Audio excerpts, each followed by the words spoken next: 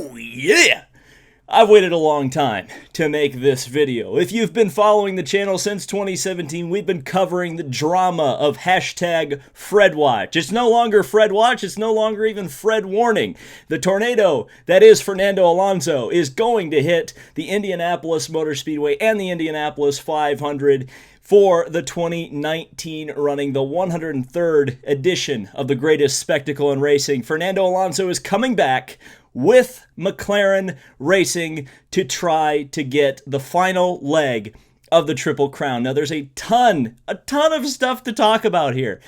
Certainly, it's not the best case scenario for IndyCar fans. A lot of us were under the impression that Fernando Alonso may be coming for a full season, or at least a partial season, but at the moment, it's only the Indianapolis 500. Only the Indianapolis 500. This is going to be a massively hyped event. Obviously, the significance now is perhaps even more significant than it was the last time he tried this, when he announced with about a month and a half before the race that he was coming in 2017 and was skipping the Monaco Grand Prix. Now you have true historical significance here, because the eyes of the world are going to be on Fernando Alonso because of what he did in June at the 24 Hours of Le Mans, getting that win, as well as, of course, his Monaco Grand Prix and or the World Championship, whichever you consider is the jewel in the Triple Crown from the Formula One side of things. He's got both, so it doesn't matter anyway. But yeah, and one of the more interesting things is the fact that this was confirmed with McLaren.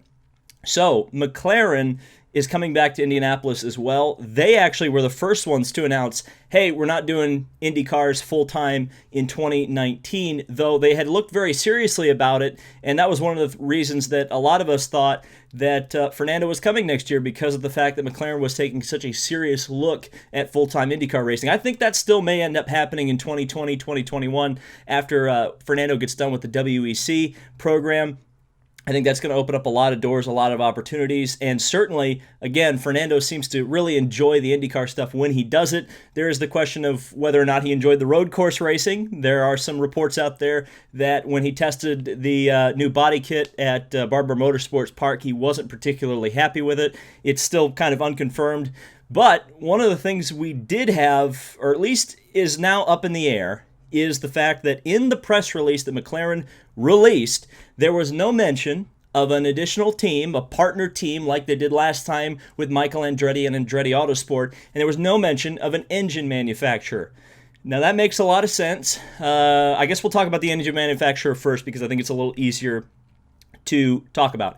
Because we've got, of course, only two engine choices in IndyCar competition. There's Honda and Chevrolet. Of course, in 2017, the car back there, Fernando ran with a Honda engine. That Honda engine failed. And if you know the memes that were going around at that time, Fernando Alonso had an awful lot of engine failures in Honda equipment in Formula One. And the irony of ironies, his Honda engine failed when it looked like he was making one hell of a charge to try to challenge for the Indy 500 win. And since then, there's been a lot of bad blood between McLaren, Alonso, and Honda. A lot of dirty laundry has been thrown out into the street, so to speak, in that relationship. And there was a lot of talk that one of the reasons that McLaren and Alonso did not come full-time this year in IndyCar racing was the fact that they couldn't get a deal done to run Honda engines for next year. It's part of the reason why Harding Racing ended up taking, or Steinbrenner Harding Racing ended up partnered with Michael Andretti. Michael Andretti already had a lot of the infrastructure and a lot of the investment set up to take over the Harding Racing team, with the intention that that would be a kind of a bespoke place where McLaren could come in, take that over, but still have technical support from Andretti Autosport. By the way, when we're talking about teams, Harding Racing is going to come up again. But yeah, I truly do believe that whatever this McLaren entry ends up being, it's going to have a bow tie on its engine cover. Any question about that? Any thoughts that this is going to be a Honda entry, I think are are not going to happen. I don't think Honda will associate themselves with this particular program. And that's not to say that the people at HPD, the American branch of Honda, don't want anything to do with Fernando Alonso. But the Japanese, I think, were very upset, and rightfully so, by a lot of the mudslinging that went on from that side of that McLaren-Honda partnership. Because as we've seen, McLaren really hasn't been a front-running team once they ditched that Honda engine, at least in Formula One. Now, talking about the team side, now, I did think briefly, and I still think this is a slight possibility, that McLaren could be doing this as an independent entry. In other words, they are going to buy a Dallara chassis, they're going to make their own engine lease deal, they're going to build their own parts, their shocks and dampers, the open areas of development that are allowed on an Indy car. They will do all of that. There's a potential for that, especially if they are looking seriously at going full-time starting in 2020. You would want to do that anyway. But I think the conventional wisdom and the smart money is on McLaren partnering with another team. Now, I think, again, because Andretti has the Honda engines, that particular avenue is not available to them, and part of the reason why, again, we're talking about just an Indy-only thing. So I really do believe, even though they can't necessarily partner with Andretti, they can still get Andretti parts, because I think if it is a partnership, it's going to be a third car with Harding Racing. Now, what's interesting about all this, Harding Racing has two rookies on their team, Pato O'Ward, or Patricio O'Ward, the Indy Lights champion, as well as the Indy Lights runner-up and the driver who won the Indy Lights race at Indianapolis this year, the big speedway, Colton Herta. So you've got a couple of rookies there, and bringing Fernando into that team certainly would be a learning experience for those two, no doubt about it. And those two drivers are super quick, and to have a guy like Fernando Alonso on that team would be very interesting. So we could see that. I think that's a distinct possibility. And what's interesting as well about this is that I just recently did a video where I was talking about the potential of 40 entries for this year's Indianapolis 500. Now, those of you who may not know a whole lot about Indianapolis, let me explain it to you really quickly.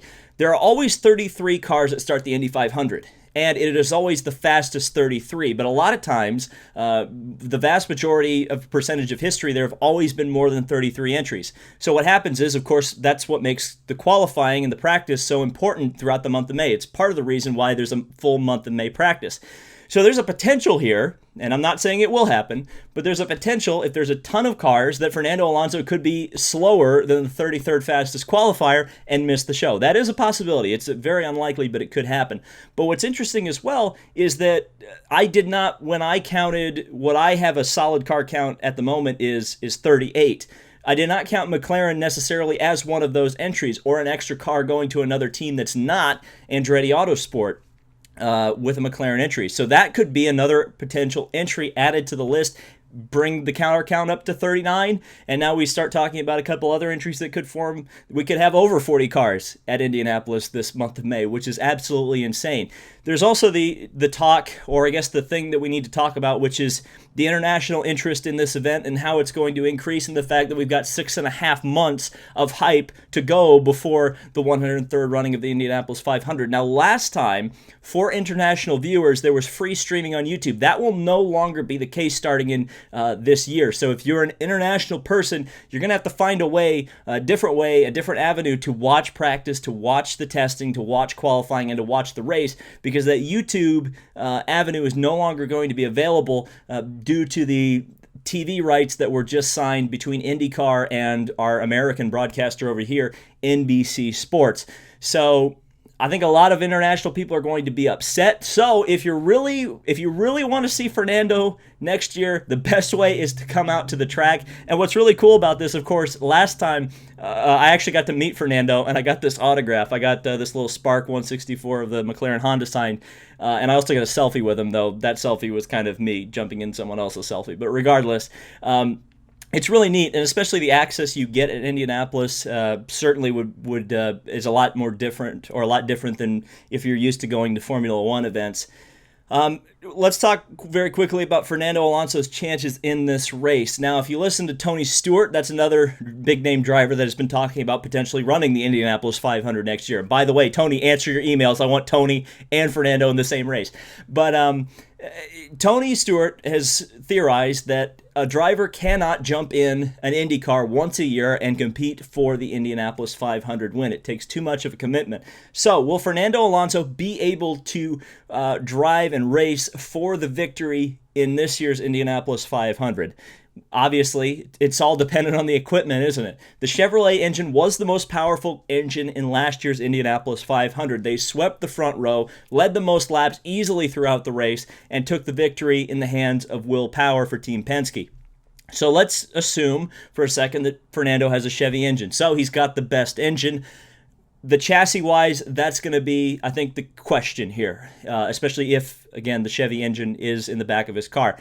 If he has a good setup, there's no doubt in my mind that he could be near the front. But again, it's going to be a very different style of race than what he ran in 2017 when you had the gigantic rear bumper pods on the cars, on the back of the cars. That created a huge hole in the air. In fact, I guess I'll take this little model. It's not quite the right car, but the bumpers are no longer there anymore. So you have a lot of aerodynamic wake behind these cars that wasn't there the last time Fernando Alonso was able to drive this car. So passing, overtaking is very difficult. It almost plays out the Indianapolis 500 these days a little bit more like an F1 race where you have to strategize and pass people either with the help of lap traffic or through pit strategy. I would expect that the race is going to play out a very similar way to that. So unless Fernando qualifies in the first two rows, it's going to be a long trek to the front of the field, assuming his car is handling properly and assuming he doesn't get caught up in somebody else's accident.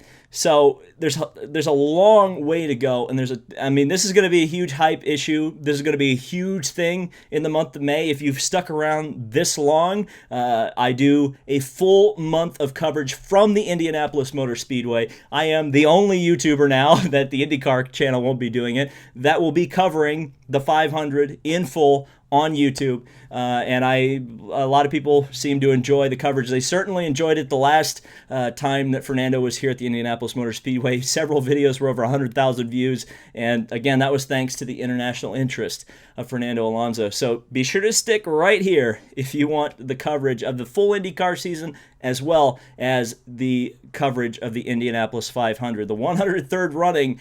Again, we're here in November. We've got the major driver announcement, just like I've been saying in the last couple videos. We didn't know who the main attraction was going to be. Now we know. It's Fernando. So, Fernando Alonso coming, a big grid of Indy cars. We're talking about it in November. This thing is going to be one of the most hyped Indy 500s in recent memory, and I cannot wait to see it. So let me know your thoughts down in the comments, what you think about all of this. There's so much stuff to talk about and so much stuff to think about. I just had a thought going in my head. What if Michael Andretti wants nothing to do with McLaren because possibly Fernando burned that bridge? Have you ever considered that? Michael Andretti was pretty convinced that Fernando was coming next year. And then Fernando said something, I was never thinking about that. I wonder how Michael Andretti felt about that. That may be why we didn't see a necessary announcement that, hey, McLaren's coming with Andretti, because Andretti might have said, thanks, but no thanks. You didn't want to run full-time with us. Who knows? Again, subscribe for more IndyCar, Indy 500, and Fernando Alonso coverage.